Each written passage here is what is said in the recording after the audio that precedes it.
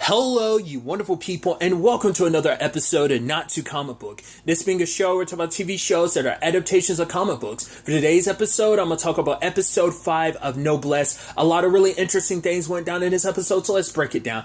Obviously, we're picking up with M21, Tao, as well as Takio seeing like who's in front of them. And obviously it's frustrating for M21, but at the same time it's like, right, the thing I'm doing right now is fulfilling my promise to my friends, like in particular M24. He sacrificed himself, so I'm still here, so I've got to keep the promise of getting our names, getting the information we need. But Shark is he's threatening to kill them and hurt them all, even beating up on them a little bit, in particular Regis, to get the information he needs out of them. But once again, your boy Yu does this thing that even though like he's just a normal human, and even Shark was kind of pissed off about it because it's like this normal human. He's already a tough guy, but like I said, I think they make a point of it in the manhwa, but maybe I'm wrong, of them taking note of it. Maybe it comes up later on. I don't know. I could have sworn it probably came up during this arc that like Yu's situation is that like, because of the battles, like because he's already crossed paths with like some supernatural I brought up before. It's almost like some Dragon Ball Z level stuff of like, you know, even when Saiyans lose, they learn from that battle experience. Like his body like he may not remember the experience, but his body does. So his reflexes, I mean, he's already naturally stronger, but I think like he's already kind of inching towards being a little like not superhuman, but at least a little above your average human in certain regards. Once again, he was already tough from the beginning, but I think he's got an extra layer to everything because of everything that went down. Obviously, in the confines of the story, manhwa-wise, everything in season 1, but in the confines of like this all like Noblesse Awakening, what I'm specifically referencing, the thing with Jake and Marie and that vampire that M24 had made. So, but he lands a good punch on Shark, but that's about it. Obviously, Takio is like, oh, we don't have to do this. Even Tao being like, yeah, like, we could just, like, use the drug to wipe their memories, but Kronz is like, nah, we're not having that. Or what, like, it's like, we can't take any chances, like, anything that's kind of threatens the Union, like, because he also is like, we don't know what their circumstances are, so you have nobody be normal humans, but we still can't take any chances. It's just kind of raise everything to the ground type of situation. Obviously, Tao and Takio aren't for this, even to the point Takio wants to interfere, but Kron sent him to back up Hammer because of obviously Hammer goes toe to toe with Sarah, which that quickly answered something. I was like, at first I was like, I'm pretty sure Sarah was, because I was like, I'm sure Sarah's just in the dark, just as much in the dark as Regis is about Frankenstein and Rye's circumstances. But I was like, maybe because she drops that information so casually. But even she says like, yeah, that probably doesn't make any sense to you. I'm gonna go. Like she didn't bother trying to wipe their memories. But I guess she's like, right, you're humans. That's not gonna mean anything. But it's like me and Regis have a connection, and the fact is that connection only gets severed if he's unconscious or dead. So she's going to investigate on her own. And obviously, piecing it together, you know, Frankenstein and Rye are like, right, Regis was supposed to be coming over with you and Manabu, so, like, and it's that thing again of like, right, once again, we've put the kids in danger, sadly. It's like, that's the thing of like, yeah, we can try to have these, like, human connections in which everything, fine, hunky-dory, but it's like, because of their connection to us, they'll always be in danger, and that's something like, it's like once is already bad enough, but now it's happened twice now, so that's where it's really starting to hit them. And I think this actually kind of affects some decisions that they make kind of later on, if I remember correctly. I mean, granted, circumstances kind of change later on when it comes to that too, like how they handle being around the humans to a certain extent, like a lot of, we'll get to it all when we get to it, but I'm assuming like those developments to the team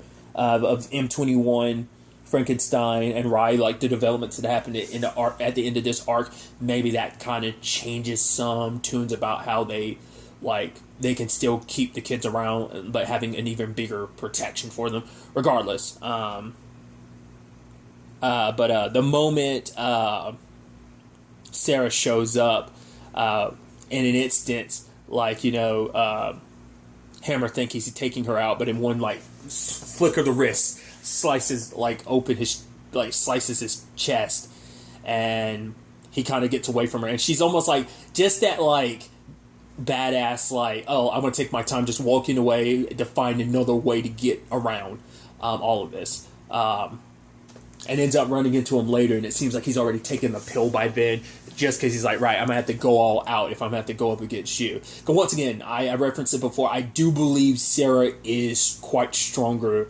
than Regis, if I'm not mistaken.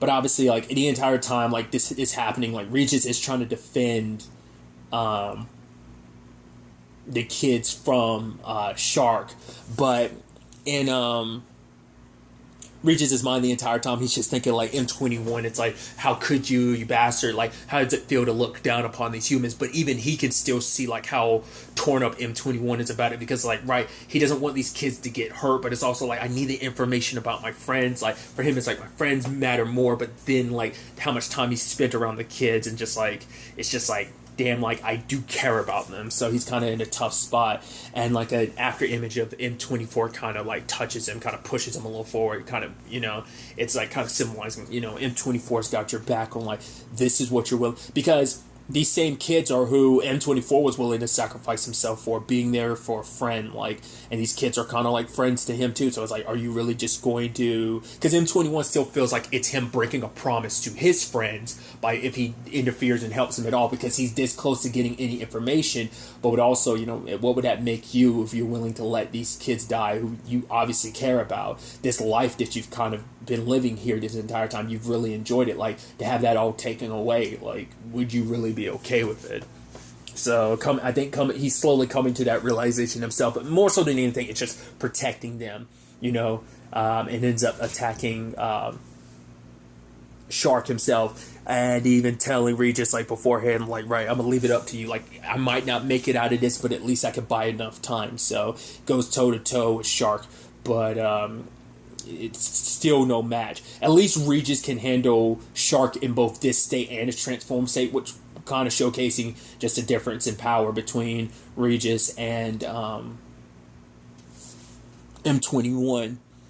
But Regis kind of, like, effortlessly, like, even when he pops the pill, like, Regis, like, smacking Shark around like it ain't nothing, like, punching and knocking him into a wall. Is just pretty one-sided fight in that regard, until Kranz gets involved and pops his pill and is like, can you stand up? The moment he was like, I was like, oh, he's going to kill you because you're useless. Because I referenced it before, like, I knew the pill stuff would come up. This isn't what I was referencing.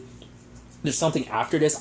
Like I said, I think the pills play a role later on, but I could be mistaken. I completely forgot about, like, he's like, the pills aren't meant to make you stronger. It's meant to be so that once you've taken them, I kill you and absorb all that you are. So it's like, right, you're loyal to this guy. Like, you are always meant to be sacrificial lambs to him. Like, everyone on that team is meant to be someone sacrificed to make him that much stronger. So Shark is dead, which you're kind of like, not too heartbroken about that. He was a dick. He sucked big time, so you're not feeling too bad for him. But obviously, against this version of Kronz, like, I don't know how well Regis would have handled against him at his base level using the pills, but having absorbed Shark, he's outclassed easily. Like, Kronz is able to knock away his attack and even easily, like, withstand it, and then, like, knocks him unconscious like it's nothing. And 21's too much of a bad enough condition to actually do anything about it. I had skipped over it, but I do want to circle back a little bit about, like, seeing how much M21 was fighting actually sparked something in Regis. It's like, right, like, the fact is that how much you're willing to fight for these kids, like, how can I not respond in kind? And he broke out of the cuffs, which I thought was bad. And it's just kind of like, it took you long enough. He's like, you're lucky I just bothered taking the time to save you anyway. At the same time, Frankenstein and Takio are going toe-to-toe. I feel this is obviously giving us more of a showcase of Frankenstein's capabilities in battle, because obviously his battle with Marie was, like, obviously condensed and very fast. Obviously, Takio has the pills, so, like, he can move even faster, but it's just an interest. Like, I think this is one of the early instances of us really getting to see, like, Frankenstein flex a little bit, but still, like, I don't think it's until, like, kind of spoilers, but I think it's not until the third arc that he, like, really, for the first time, like, cut loose. But all that's happening, you know, Kronz has no intention of killing Regis because it's like, right, you must know about this coffin or something, so I'm going to keep you alive long enough to get that information. And then at the end we have, you know, Rai arriving on the scene, so kind of, you know, obviously the preliminaries before, like, that plays out next episode.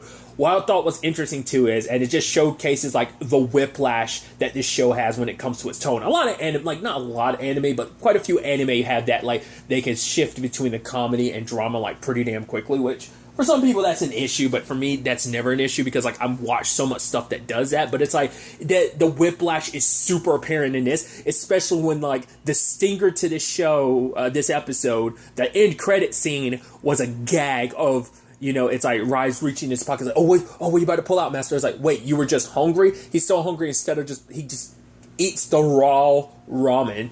So the reason why I did it's like, for one, it's not like, oh, at the end the scene continues from where the end of the episode is, and then it's like, oh, here's a gag there. It's like, no, they rewound to an earlier scene to show you the conclusion of that scene and used it as a gag.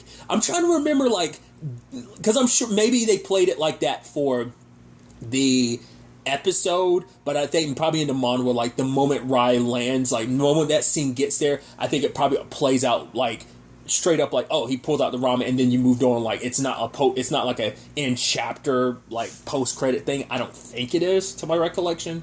I could be wrong, because, you know, manga and manhwa will do, like, weird little one-off things, like, at the end sometimes. So I don't know if that was kind of like, I once again, it's been a while since I've read this series, but it's just so interesting. But I mean, I guess that's also why they did it the way they did, because rather having it be in the actual episode itself, they just left it as, like, a gag at the end, because they probably felt like, right, tension was already high, so for us to kind of add some levity at this point, yeah, save it to the post credits, and then it's like, okay, it's not as bad, but it's still like, no, that's still continuous to the scene.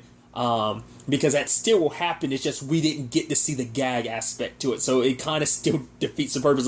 Once again, it's just the interesting whiplash of, like, the tone change in the series has. Once again, I don't mind, but I know for some people, like, tone whiplash like that, it's something that bothers certain people, but it's never been an issue for me. Especially, you know, I feel like I'm even more, like, I'm already lenient on it, but I feel like I'm even more forgiving in anime, because I feel like that's the, like, medium that does it the most and does it well, but regardless. But I'm very interested to see where all of this ends up taking us going forward to the next episode. I'd assume this is the end of this arc, considering, like, the setup of, like, Kronz and Rai in the same room. Like, I'd assume we're going to reach a conclusion to this. So I remember, because I know there's certain end results we get at the end of this arc. I just don't remember how we 100% get things to be where they are. So, but I have an idea of, like, obviously how everything's going to end. I mean, it's Rai versus Kronz. Is like, who do you think's going to come out on top? But we'll see how everything ends up playing out in the next episode. But really, that's all I want to talk about. Till the next time we meet, be happy, be safe, live life to the fullest, and enjoy it. Good day and goodbye.